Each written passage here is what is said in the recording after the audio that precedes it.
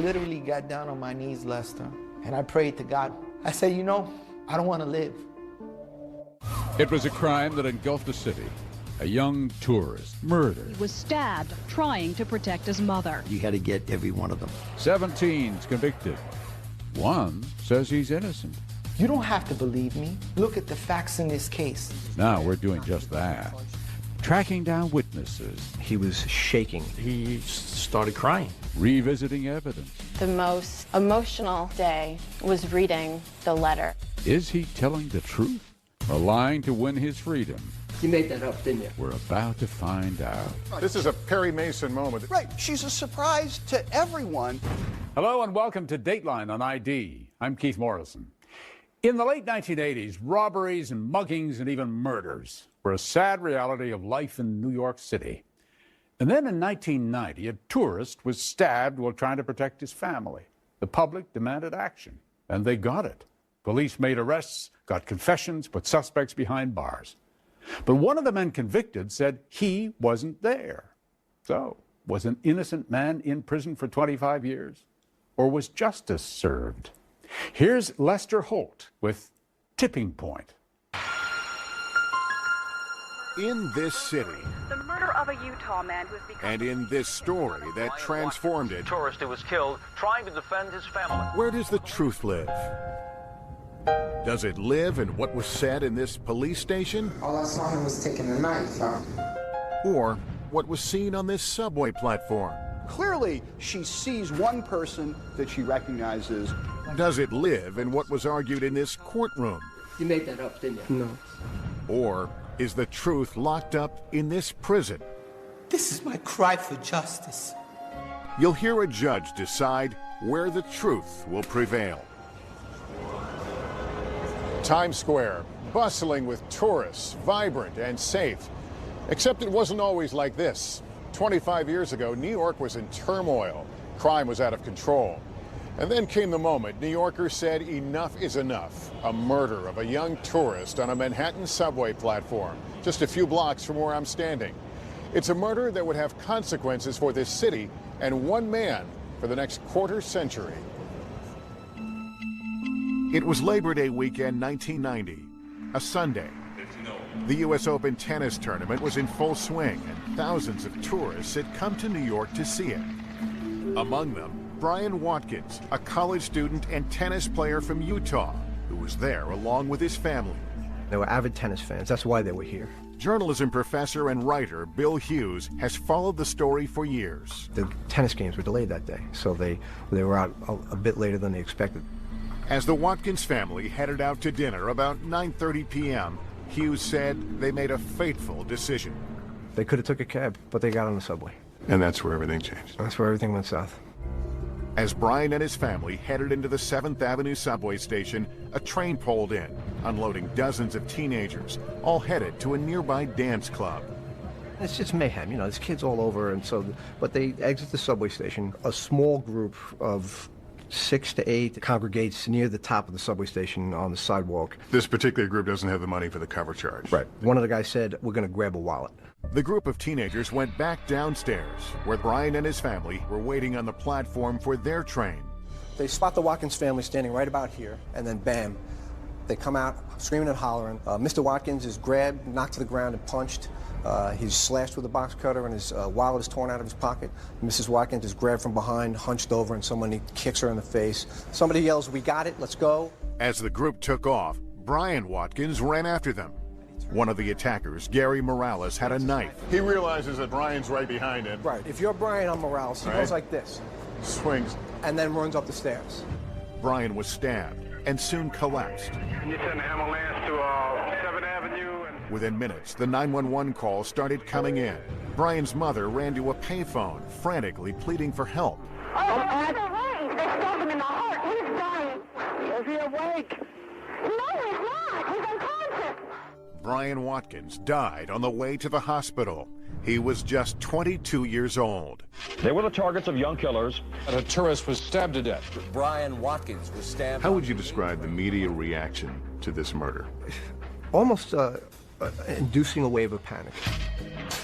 It is the terror of life in New York City. No one is safe from random violence. New York in 1990 was a city under siege, the worst year of crime in the city's history. I dress for the muggers. I wear flat shoes so I can run.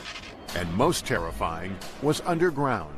Very often our subway stations... 25 years ago, the man responsible for policing the transit system was Bill Bratton. It was a terrifying time. There was no denying that crime was out of control. Bratton is widely recognized as one of the nation's top cops. He's run the police departments of America's two largest cities.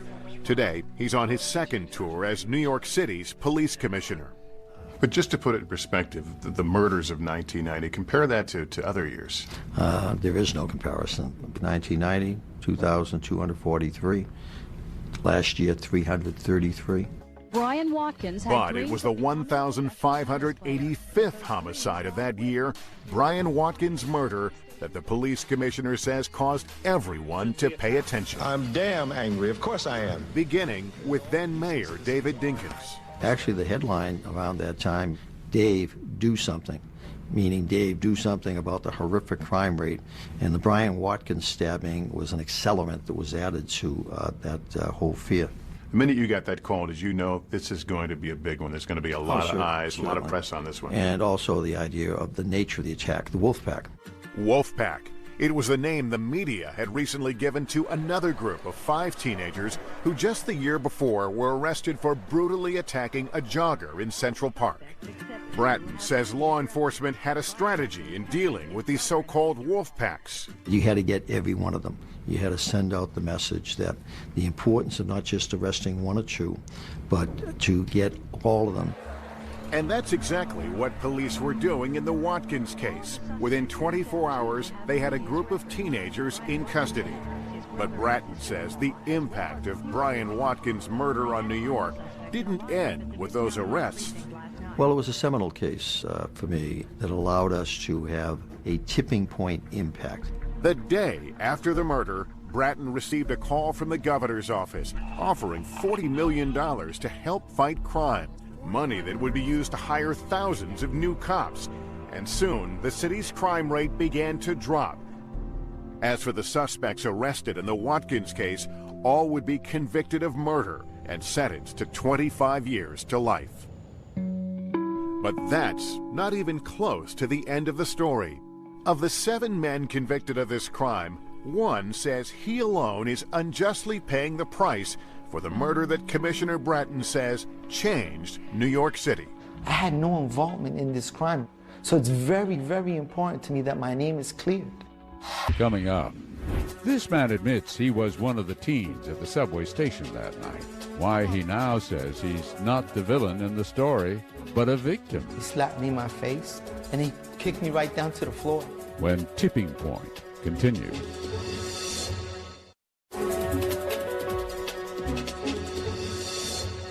Welcome back to Dateline on ID. Here's Lester Holt with more of Tipping Point. It's been a quarter century since the murder of Brian Watkins. And since then, this man, Johnny Hincapie, has been locked up, one of the 7 convicted of the crime. But he insists he's innocent. I had no involvement in this crime, Lester. I'm the only one that's claiming innocence. So what is Johnny Hincapie's story? To find out, I went to speak with him at New York's Fishkill Correctional Facility. Hincapie took me back to the night of the crime. He had recently turned 18 and was on his way to a can't-miss event, a party at the Roseland Ballroom in Manhattan. Well, there was a very popular DJ who was throwing a birthday party for himself, and everybody just wanted to be there. He explained that he and as many as 50 other teenagers took a subway, all headed to the same club. Stay clear. And how when the train arrived, he went upstairs to the street, where he lost sight of a friend who was holding his money. He says he couldn't carry his cash because of the tight designer jeans he was wearing. They had numerous pockets on them, but you couldn't really put your hands in them. So he said he went back down into the station to look for his friend. As I'm going down, I start hearing some screaming. And when I got to the bottom, I see a crowd of people running toward me. Did you have any idea what was happening on the platform? No. He said that's when he turned around and ran back upstairs to the street where he saw his friend. He asked me what was going on, and I told him, I have no idea, but something seems to be happening over there. Let's just go to Roseland. Hincapie says he danced until the wee hours, got a ride home, and slept in. The next day, Hincapie and the rest of New York City awoke to a huge story. Police lineups are still being conducted inside the station house, as they have been through most of the day. That was the first time I found out that something had happened. He claims he didn't think much of it until later that night, 24 hours after the murder, when detectives knocked on the Hincapie's door. And they say, well, we need to see your son because we would like to ask him a question. Hincapie's mother, Maria, says she asked the detectives if her son needed a lawyer. They'd say, how old is he? And I'd say, he just turned 18. So they told me he doesn't need a lawyer. The police told me he doesn't need a lawyer. Hincapie's father, Carlos, says he was shocked. He says Johnny was a great kid, literally an altar boy. Had he ever been in trouble with the law before? Never. That was about to change. Police brought the Hincapie son to the precinct. What Johnny didn't know is that detectives had spent the past 24 hours working the case and already had 6 suspects in custody who had confessed. And when was the robbery first planned? At the train station. 17-year-old Gary Morales, nicknamed Rockstar, admitted he was the one who fatally stabbed Brian in the chest. Could you feel it entering his body? I just felt like a bullet push. Police were pressing each suspect, wanting to know who else was involved. One gave Hincapie's name and 2 others agreed. Johnny Hincapie. But another suspect said, no, Hincapie was not there. They all needed money? No, Johnny and Kevin left. Okay. Still, detectives wanted to find out for themselves. They placed me inside of a room. There was a detective who was laying down on one of the bottom bunk beds, smoking a cigarette. Hincapie says he told the detective exactly what he did that night, but the detective didn't believe a word of it. He called me a liar, and he said that he had all my friends in another room. He knew what happened. And then what happens? He's blowing smoke into my face from the cigarette that he's smoking. He slapped me in my face. He pulled my hair, and he kicked me right down to the floor. What is he saying to you, and what are you saying back? You tell me you didn't do this crime, so I'm assuming that you were very forceful in your denial. I'm telling him, listen, I'm innocent. Hincapie says that's when the detective offered him a way out. He just said, listen, if you really, really want to go home, all you got to do is just memorize a story that I want you to say. I'll have you driven home immediately. You believed him? Yes, I did. Hincapie says the detective led him to believe he was a witness, not a suspect. So in my mind, I'm thinking that if I'm a witness and I have to say that, yeah, I knew somebody had a knife and this is what I have to say to go home, then I'm going to do that. And that's what he did.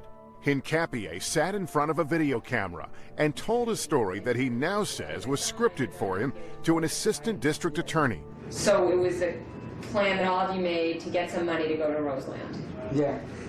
And were you part of that plan? Yes, I was. I said, okay, that's it. It's over with. It's done with. I'm out of here. Hincapie didn't know, but he had just written his arrest warrant. His confession was all police needed, a confession he gave to them 3 hours after he was picked up. It's not like you were in that interrogation room for hours and hours and hours. Well, to me, it was a long time. I was scared. Under the law, Hincapie and the 6 others were equally responsible, even though only one actually stabbed Brian Watkins. Hincapie never went home again. And so, for the past quarter century, his mother Maria has made the same 2-hour journey every other week since her son was sent away. It's been very hard because it's been 24 years, 24 birthdays, 24 Christmas. When she arrives, the ritual is always the same. Same room, same tables, same long wait. Finally, he appears. How's everything? How was your trip? Very nice. They say their visits are heartbreaking for both of them. How you been able to hold on all these years? It's too many years. Don't cry, Mama. Don't cry. But Maria says she's been crying out, pleading for anyone to listen since that very first day her ordeal began. I wanted to scream to the world and tell the world, my son is not guilty. Please help me. Little did she know, help was on the way. I love you, okay? Coming up, a new witness could reveal critical information about the night of the crime. But will he talk? He was shaking. He was visibly nervous. He started crying. When Tipping Point continues.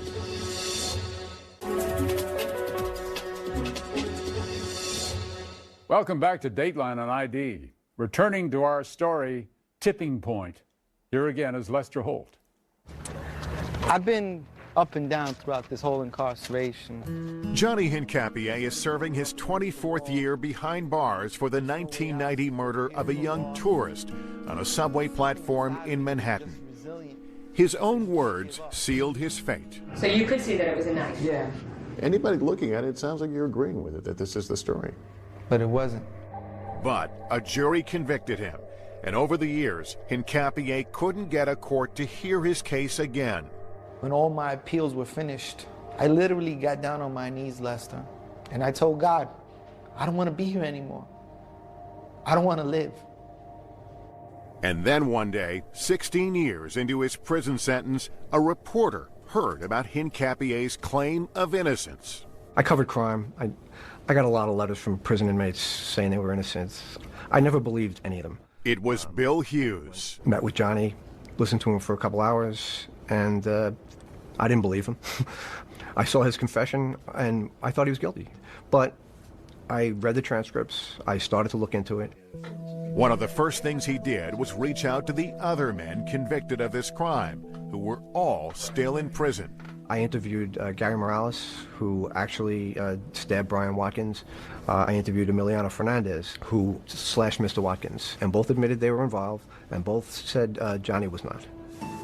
Hughes also watched the original interrogation videos, and for the first time, he saw how that other suspect told cops that Hincapie and another teen were not at the crime scene. They all needed money?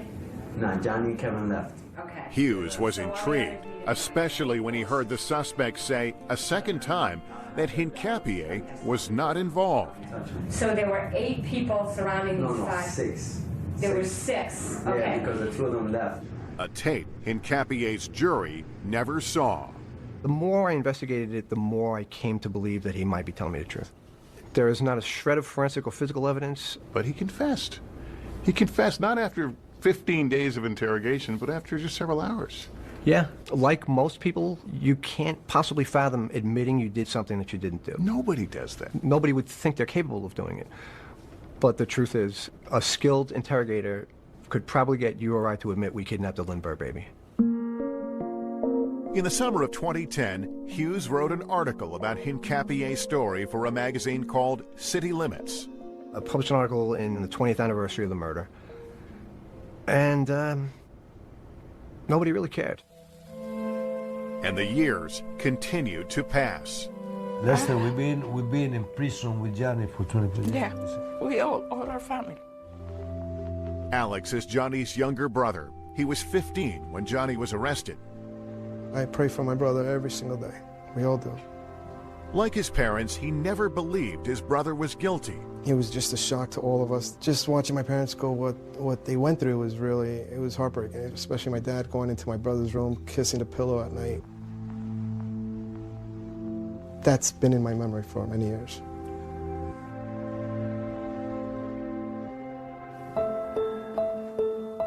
Johnny? Lester. So this is home? No, I wouldn't call it home. My home is with my family on the outside. How old are you, Johnny? I'm 42. Spent more than half your life behind bars. Yes. It's terrible. Not being separated from your family. It's probably the worst thing. Throughout his incarceration, Hincapie has been a model prisoner. He's been involved with an inmate theater program. I don't know, I've been tired lately. And he took college courses offered at the prison, which is where he met a man by the name of Bob Dennison. He said, I don't know if you know anything about my case, and once he started, I said, of course I do. Everybody knows about the case. Dennison is the former chairman of New York State's parole board. He showed me the article that Bill Hughes had written about him. Did he tell you he was innocent? He did. He told me he was innocent. And you rolled your eyes thinking, Yeah, I did. But something about Johnny stuck with me. So Dennison decided to reach out to Hughes. And all of a sudden, Hincapie had a former parole commissioner and a reporter teaming up to reinvestigate his case. We laughingly refer to ourselves as the White Irish Guy Gumshoe Squad. We were pounding around Queens looking for, potential witnesses. After nearly a year of searching, they found one. A man who said he knew the truth about Johnny Hincapie. We sat down in his kitchen. He was shaking. He was visibly nervous. We sat at his table, and he started crying. And he took out a napkin, and he drew a map of the subway station. He remembered as clear as if it was, a recent event. They knew what this witness told them, if true, was a bombshell. But neither Dennison nor Hughes is a lawyer, so they got in touch with one. New York City's well-known civil rights attorney, Ron Kuby. They said, look, we know there's no money to pay you, but he's an innocent guy. Would you take the case? So I said yes.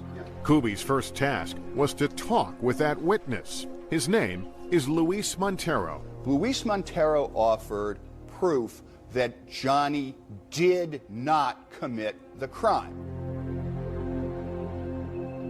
Coming up, but the court agreed. Luis Montero is about to tell a harrowing story. All of a sudden, I hear commotion, screaming. Did you see him go onto the platform? When Tipping Point continues.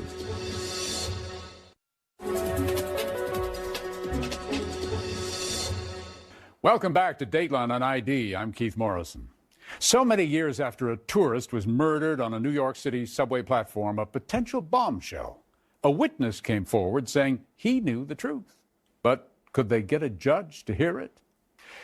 Continuing with Tipping Point, here's Lester Holt.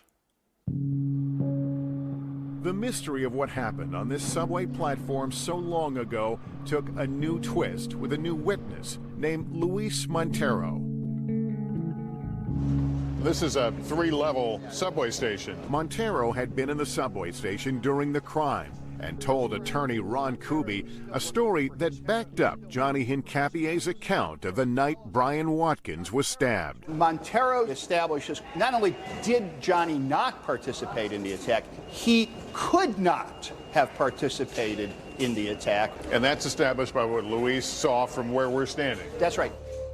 Based on Montero's story, Kuby filed a motion for a new hearing. And 24 years after he went away, Hincapie got his wish. A Manhattan Supreme Court judge agreed to reopen the case. Well, now, People State New York versus Johnny Hincapie. In February of 2015, the hearing was called to order.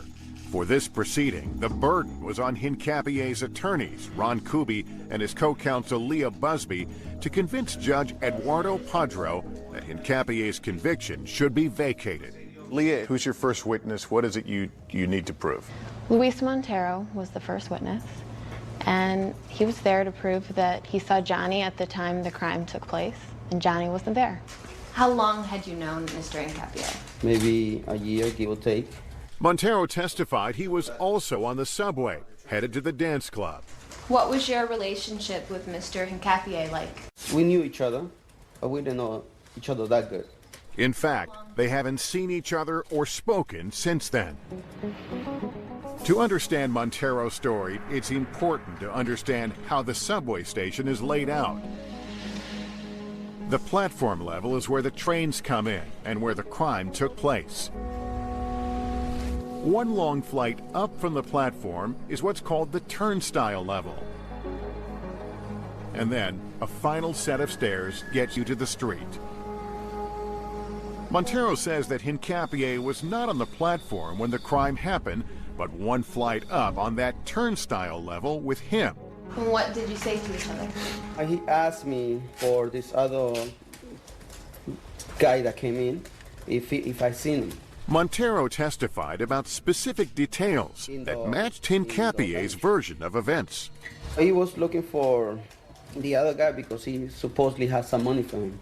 Another detail that matched Hincapie's story, Montero said Hincapie began going down this up escalator, which Kubi says wasn't working at the time. Seconds later, Montero says something caught his attention. All of a sudden, I hear commotion, screaming. Montero said that's when he saw Hincapie turn around and run back up. If true, it means Hincapie could not have been near the crime scene. Did you see him go onto the platform? No. So why hadn't Montero come forward before now? Kubi says Montero was terrified because, as it turned out, he had been wrongfully accused of this very crime. He was held in jail for 18 months, awaiting trial on this crime. He was identified by a member of the Watkins family, and then they realized that Watkins was not sure. 18 months later, they say to Luis Montero, "Gosh, wrong guy. Sorry about that," and they turned him loose. But to Kubi, perhaps the most compelling part of Montero's testimony is how he says detectives tried to coerce a false confession from him. The very same thing Hincapie says happened to him. He just hit me around the kidneys and just slapped me. Every time I told him something that they don't want to hear, he just hit me, you know. So that's when the nightmare started, you know. But Montero never cracked and maintained his innocence. Kubi argued to the judge that what Montero and Hincapie say happened to them was easy to believe, that they were just two of many innocent people swept up by police at a time in New York history when crime was out of control, simply in the wrong place, in the wrong era. We have done some terrible, terrible things to innocent people in the course of fighting crime. Case in point, Kubi argued, the Central Park jogger case, that other so-called wolf pack. Just like Hincapie, those 5 teens had also confessed on tape, but they were exonerated in 2002 after DNA cleared them. Defense now calls Johnny Hincapie. Now the time had come for Hincapie to tell his story under oath on the witness stand, something Hincapie says his original trial attorney advised him not to do. Standing, raise your right hand. I wanted to take the stand. He told me that the district attorney's office would basically just walk all over me because I had confessed. Thank you. Have a seat. He testified about how he left the station and then went back down to look for his friend who was holding his money. I gave him my wallet complete with all my money.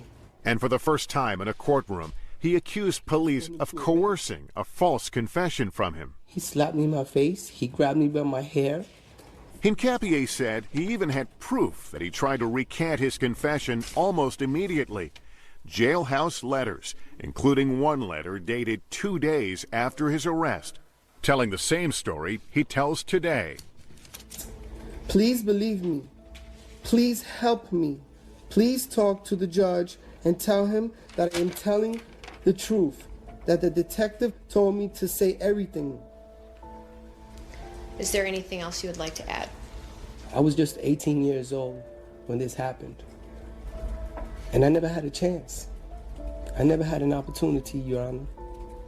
From the moment that I was arrested, not one chance.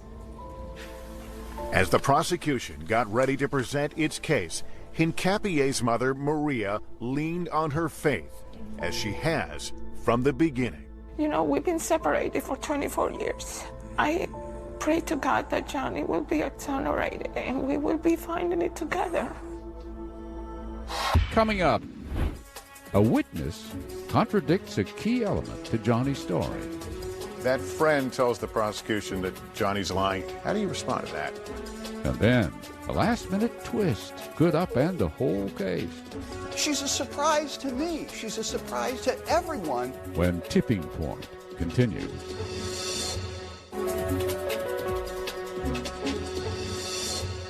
Welcome back to Dateline on ID. Returning to Tipping Point, here's Lester Holt. Manhattan Assistant District Attorneys Eugene Hurley and Ben Rosenberg didn't work Hincapie's original trial, but they say Hincapie is a liar and that justice was served 25 years ago. To make their point, prosecutors cross-examine Hincapie's witnesses, starting with Luis Montero. Good morning, Mr. Montero. Good morning. Assistant DA Ben Rosenberg pointed out that over the years, details in Montero's story have changed. That's what you swore to here, correct? Yes, it's right there. So your testimony here today is inaccurate? And that in all these years, Montero never once mentioned seeing Hincapie at all that night, and that Montero's wrongful arrest gave him a motive to lie. Your experience in this case dating back 20 plus years, you're angry about it, aren't you? I'm not angry about it. I'm just scared. You're still scared? Yes. You kept me innocent for 18 months. You think I'm not going to be scared of you guys? I'm petrified of you guys, you know? I can't look at you guys, you know? And you're angry? No, I'm not angry. I'm scared of you. Prosecutors had their own witnesses to discredit Hincapie's story, who did not want us to record their testimony. Remember that friend who Hincapie said was holding his money that night? I gave him my wallet complete with all my money. That friend's name is Anthony Nichols, and he testified that Hincapie never gave him any money to hold. Looking for Anthony Nichols is supposedly the whole predicate for the defendant going back into the subway station or going down to the platform. But Mr. Nichols says didn't happen. I asked Ron Kuby about that. That friend tells the prosecution that Johnny's lying. He never gave him money. How do you respond to that? Right. Well, that friend also told Ms. Busby, admitted on the stand, he told Ms. Busby that he just didn't remember. Hurley argued to the court that Hincapie was lying about something else. He says the escalator that Hincapie says he ran down was working just fine, and it was moving up, not down. He made the ridiculous claim he went down the up escalator. But perhaps the most dramatic part of the hearing was Prosecutor Hurley's cross-examination of Johnny Hincapie himself. Hurley argued that Hincapie was making up the whole story about falsely confessing. And it is the first time that you have ever alleged to a court that your confession was coerced by Detective Casey physically abusing you and making you memorize a story. Is that correct? Correct. The detective wasn't called to testify, but we tracked him down, and he denied ever abusing Hincapie. Hurley moved on to that letter. Please believe me. Please help me. The one Hincapie says he wrote to a lawyer 2 days after his arrest. Hurley argued it wasn't really written back then. The date is on the letter, and the date 1990 could have been put in 2011, right? No. And that it was conveniently addressed to an attorney who is now dead. In fact, you waited for him to pass away to forge that letter to him, didn't you? Not at all, sir. Prosecutor Hurley also ridiculed his story about being coerced into confessing by an abusive detective. He was wearing a T-shirt, smoking cigarettes, right? Yes? Yes. Like some evil movie cop? Yes. You made that up, didn't you? No. Hurley argued that Hincapie knew details about the crime not because he was coerced, but because he was there. I said, okay, let's get paid. And you heard him say, let's get paid? Yeah. You know they said that because you were there and it was true, right?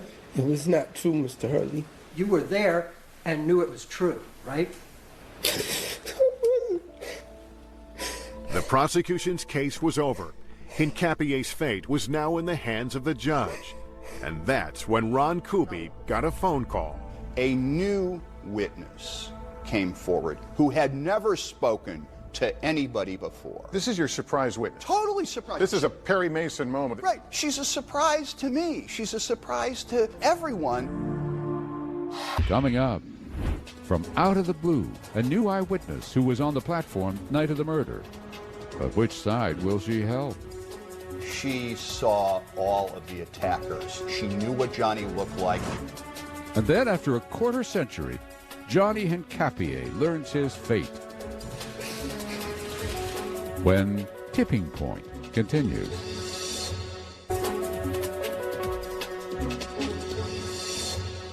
Welcome back. Here's Lester Holt with the conclusion of Tipping Point. Witness testimony had just ended in Johnny Hincapie's hearing when his attorney, Ron Kuby, notified the judge of an unexpected development. Amazingly enough, during the course of the hearing itself, a new witness came forward, a young woman named Mary Luz Santana. Santana told Kubi she had recently read an article about Hincapie's court hearing. And she realizes, oh my God, he's still in prison. I can't believe it. Santana said she knew Hincapie from her neighborhood. She was on the subway that night, headed to the dance club, and saw the robbery unfold. So she's standing here, and she sees them surrounding the Watkins family, and at that point, she starts to flee. As she ran past the attackers, she said she saw them all and is certain Hincapie was not one of them. She said when she heard the news of Hincapie's arrest back then, she even told her mother he was innocent. But Santana says she was afraid to come forward. So Mary Luz remained silent? Silent. Completely silent. All these years? Except for telling her mother. So she doesn't get involved, but she's figured, well, you know what? Johnny wasn't there. The police will sort this out. And she sort of forgets about it. But now, 25 years later, Santana took the stand, but didn't want us to record her testimony. Prosecutors attacked her credibility, pointing out Santana was convicted of a drug charge back in the 1990s. And they argued, just because she didn't see Johnny doesn't mean he wasn't there. Is it not possible she just missed seeing Johnny in the confusion on the platform, that he was there and she just didn't notice him?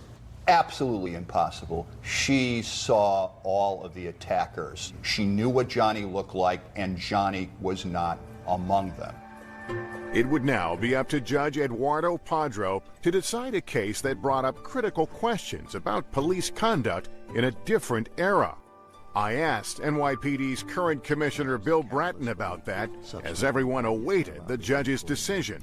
Given the climate in the city, the climate of fear, the political pressure, was there pressure on detectives to just cast a wide net in these high-profile crimes? I don't think so, in the sense, is there pressure? Certainly. But as to the idea to going over the threshold, you can't break the law to enforce it. So does he think the police crossed that threshold with Johnny Hincapie? If the court exonerates him, would you have different views on the Watkins case?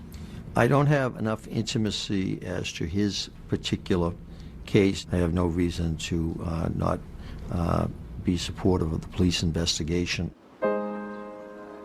On October 6, 2015, the day came for Judge Padro to announce his decision. Hincapie's family and friends, along with the media, filed into Manhattan Supreme Court to learn his fate. In a packed courtroom, Hincapie was clearly anxious. On the record, the court is going to hand it out. As the judge began to read the decision.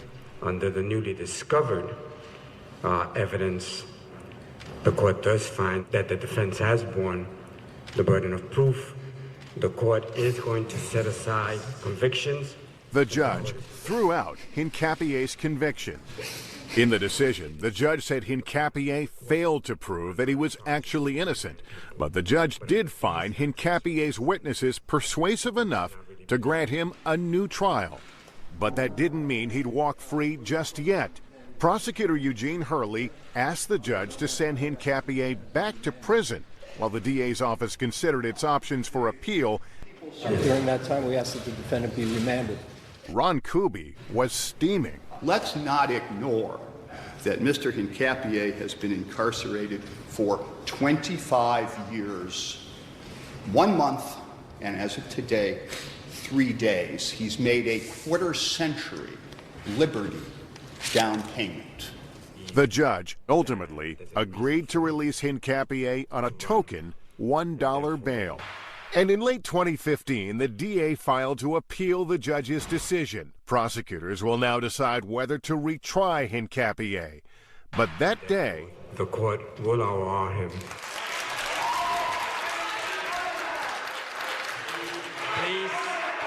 Please, you gotta come to order. Hincapie and his family were overcome with emotion.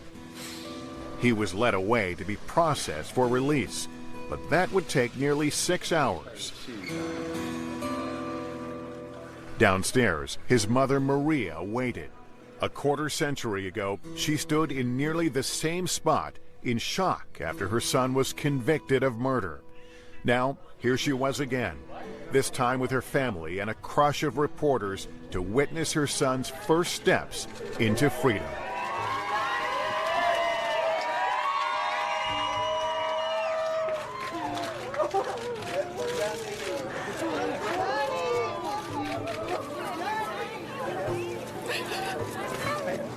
two brothers, separated as teenagers, now reunited as middle-aged men. There were two other men among the crowd who Hincapie wanted to find, Bill Hughes and Bob Dennison, the self-named Irish Guys Gumshoe Squad who launched his journey to freedom. I owe tremendous love, energy, gratefulness to these two individuals. Welcome home, Johnny. Cheers, cheers. I'm so happy you're home. Wow, this looks good. His first meal, stuffed filet of sole. His 20-year-old niece, That's your first selfie. It's a thing now. who was born when he was already in prison, introduced Johnny to his first selfie. What a tremendous How you thing. doing? Overwhelmed. We stepped outside to talk about what his first hours of freedom were like. I've been thinking about how beautiful it is to be free again in New York City. Watching the cars go by, the lights in the tree. It's a lot of nostalgia, you know, and I'm grateful for it.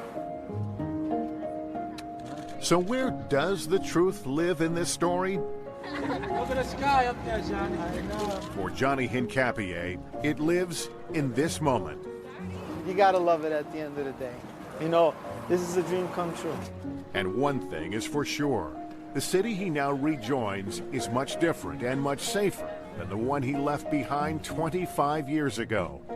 In the end, the police commissioner says that has a lot to do with what happened on that subway platform. I truly believe that the death of that young man was the propelling catalyst for the New York miracle that we've experienced for the last 25 years. That's all for this edition of Dateline on ID.